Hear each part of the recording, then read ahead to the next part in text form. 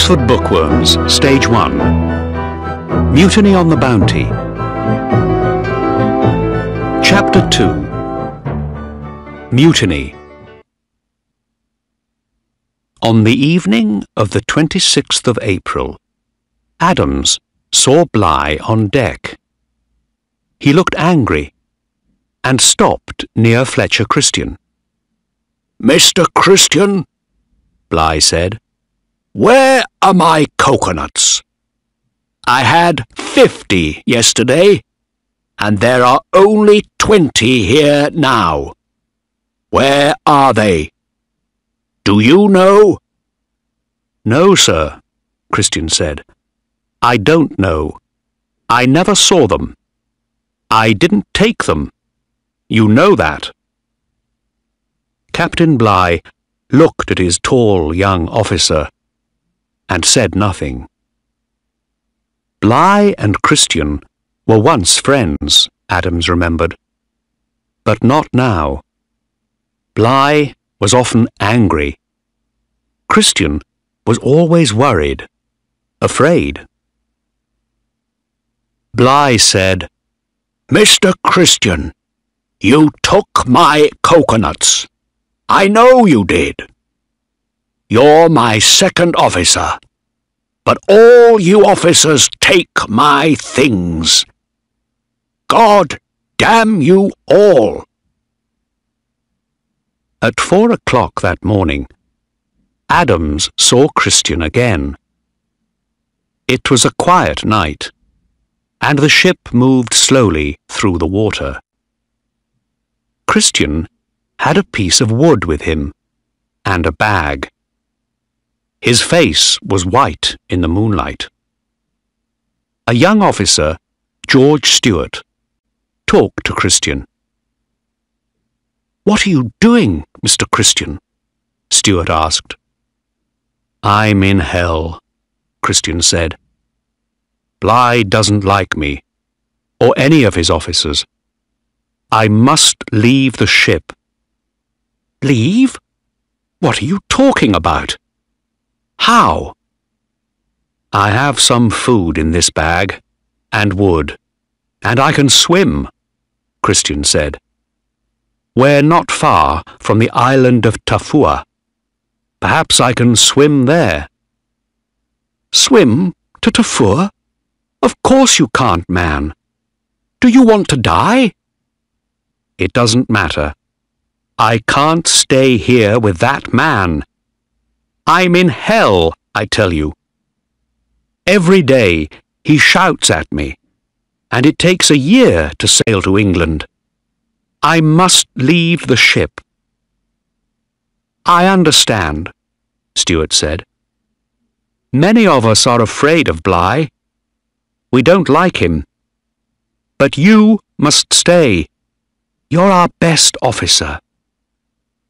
Listen to me now." Bligh was in bed when the door opened. Christian came in with 3 sailors.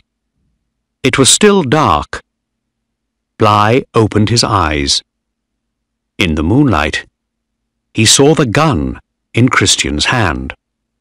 "What?" Bligh sat up. "Get out, damn you! This is my—" "Hold him," Christian said. The sailors put Bligh's arms behind his back, and Christian tied them with a rope. "Now, sir, come with us." They took Bligh out of his bed and up onto the deck. He wore a shirt, but no trousers or shoes. There were 10 or 12 men there with guns and small swords. Christian held Bligh's hands with the rope, and Adams stood behind Bligh with a gun. "What are you doing?" Bligh said angrily. "Let me go at once. You're—" "Be quiet," Adams said. "Listen to Mr. Christian." "But I'm the captain." "Not now. This is our ship now," Christian said. "Adams, put the launch in the water." The launch was a small boat, 7 meters long. Adams put it in the water next to the ship. "Right," Christian said. "Thank you, Adams. You stay with me." Christian looked at some other sailors. He didn't like them. "You men," he said, "get into that boat. Quickly now." "No!" Bligh shouted. "All of you, stay on this ship. Help me, now." He began to run, but Christian held the rope, and Adams held a knife to his neck. "Do that again, Captain Bligh, and you're a dead man," he said quietly. At the front of the ship, Peter Hayward came up on deck. "What's happening?" he asked. He was afraid. "Be quiet, Peter," Christian said. "You stay there." "Get into the launch, you men," he shouted. "I told you." Slowly, 18 sailors got into the launch. Then Christian took Bligh to the side of the ship. "Now you, Captain," he said. "Over the side." 2 men carried Bligh over the side of the ship. Then the sailors threw some bread into the launch with a barrel of water, a little meat, bottles of rum and wine, some rope and sails, and some of the captain's books. "You see, we aren't going to kill you," Christian said. "You can live on that for a week or 2. "But why are you doing this, Christian?" Bligh shouted angrily. "I'm your captain, and your friend." "No, you're not. Not now," Christian said. "Don't you understand? I'm in hell with you here on this ship." "You're going to be in hell all your life now, Christian, because of this," Bligh said. Bligh sat in the launch with 18 men. Christian and the sailors watched him from the back of the ship. Then they opened a bottle of rum and laughed. "England is that way, Captain Bligh," one of the sailors said. 30,000 kilometers to the north." "Forget England, my friend," Adams said.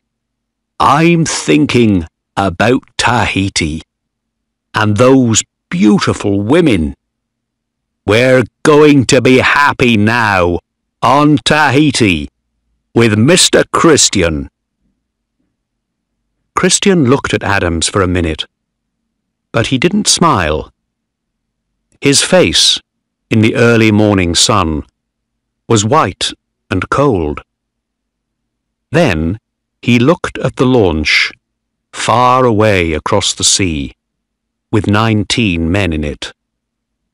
Tahiti, England, or the Bounty. "It doesn't matter, John," he said. "I'm going to live and die in hell."